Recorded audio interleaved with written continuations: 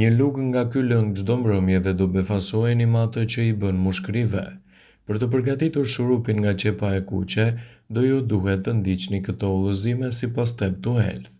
Ngrini në copa të holla të vogla 600 gram qep të kuqe dhe vendosni në 1 litër e gjysmë me ujë.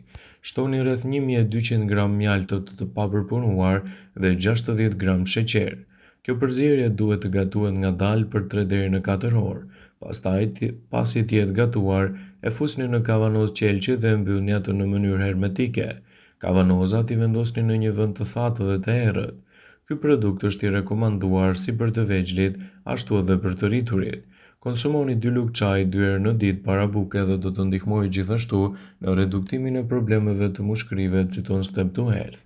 Është një mënyrë natyrale efektive për të lehtësuar problemet e frymëmarrjes dhe për të sjellë edhe lehtësimet më të mira gjatë këtij shqetësimi.